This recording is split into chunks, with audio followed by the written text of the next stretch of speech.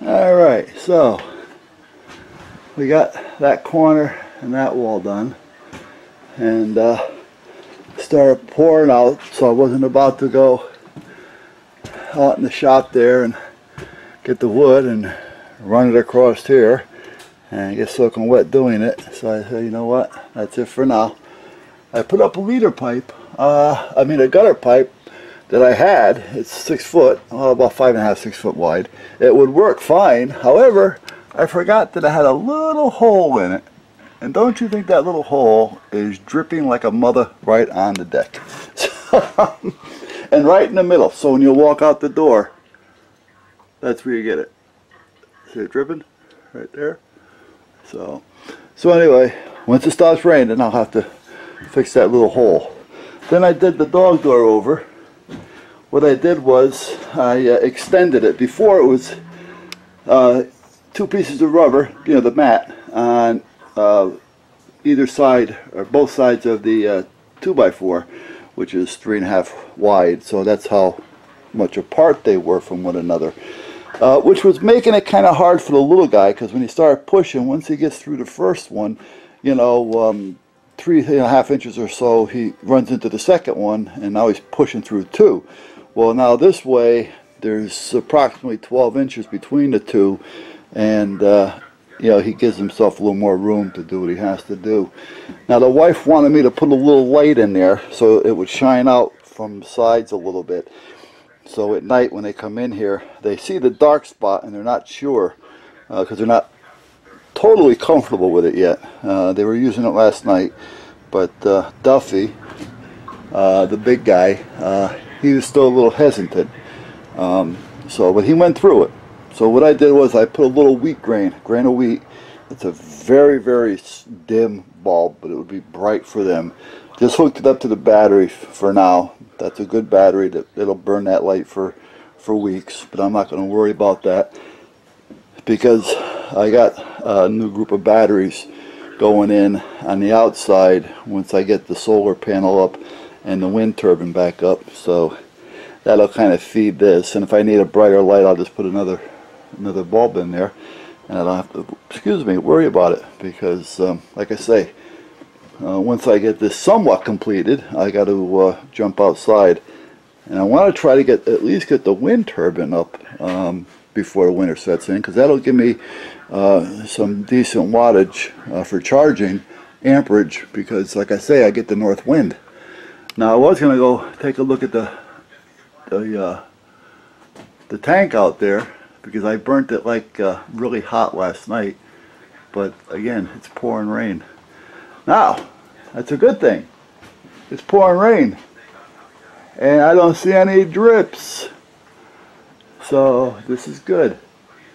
Yeah, now they're talking like heavy, I mean, but it's raining, you know, but they're talking flooding and 2 to 3 inches of rain like within 10-12 hours. So we'll see what happens. So, but other than that, like I say, got that corner done, got to there, and I got a piece left over there. This is what I took down when I was doing the door. Alright, because I just framed everything in, then I cut out the door. Well, this is all framed on both sides, so I'm going to use that as a shelf.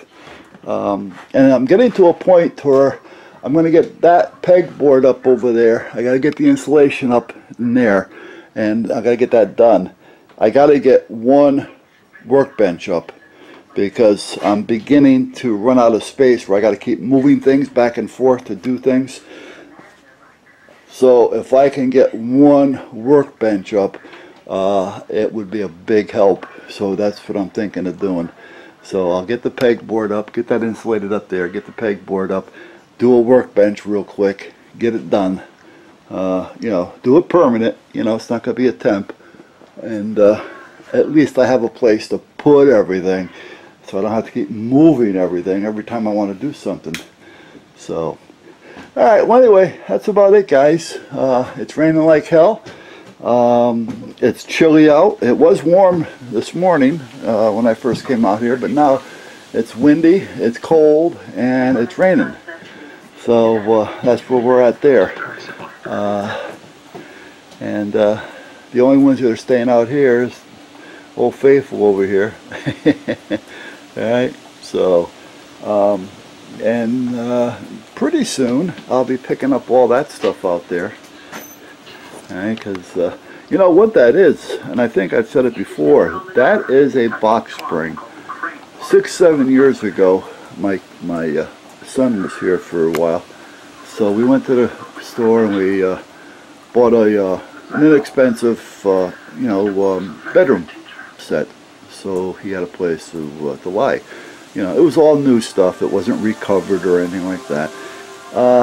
But then after he left, you know, we really didn't need a spare bedroom.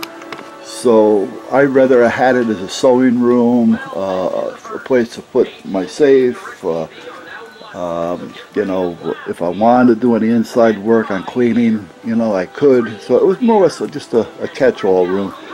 So we gave the mattress away because, like I say, it was brand new. And the box spring, Tucker decided he was going to start chewing on the corner. So he chewed up the corner of the box spring. So instead of giving it away, we tore all of the material and stuffings, whatever we could, off the box spring. And every year, that's the box spring under there. And we have carpet remnants. So every year, in the summertime, or spring up until fall, we throw the box spring down there. We cover it with the remnants. It rains. When it gets wet, it just drains right through. The carpets dry out. They have something soft to lay on to keep them off the ground if they want. And that's how it works. And then probably when the first snow is broadcasted to hit us, we take the carpets, we roll them up. We'll put them up and back behind the lean-to so they'll stay somewhat dry. We'll take the box spring, I drag that up against the fence, I'll wire tie it to the fence real quick, and that's where it'll stay until next year. We lay it down, I pressure wash all the carpets, lay them over the top, and again they have a place to kind of hang out without laying right on the ground if they don't want to. So, and it works, like I said, because nothing's going to burrow into it like mice or anything, because there's nothing under it, you know. There's nothing there that can rot or go bad. It's just a spring. And the carpets are remnants. So when it rains, it goes right through the carpets, drains out through the bottom, and the carpets dry out in no time. So that's what we do, but I'll be picking that up shortly. And once I get that picked up, I'll be keeping one door closed all the time. The other door I'll keep open a couple inches, and then I'll hang a tarp here, all right, that I keep one corner up on, because the boys like to lay, you know, out here a little bit with me all the time, but sometimes they don't want to be right in here with all the heat, but they don't want to be out there laying in the snow either. So this here gives them a kind of a place to hang out if they want. And if they want to come in here, they do. You know, I mean, as you guys know, we live in a dog house. You know, the dogs don't live with us, we live with them. So anyway, I'm going to turn down the heat here, and I don't want to forget about that. And I'm going to get ready, shut down, and say the hell with it. I'm going in. There's not much I can do. It's almost 3 o'clock, and I'm just going to call it a day. Like I say, it's a miserable day. I don't have enough material in here to really, you know, do anything, and it's raining out, so I'm not going to go out and pull it in. It's a little damp, you know, and it's going to be damp in here like this until I actually get those doors closed up. I do have this fire burning, and this wood stove here. So that's burning. That's giving me some decent heat. I had the furnace on over there. I had that set at like 55 or so. And when the fan kicks on, it helps blow this heat, you know, back. So, like I say, I'm not freezing. I'm just a little damp, if you know what I mean. You know, clammy. So, all right. Let me turn off the lights, guys. I'm going to call it a day. Catch you later.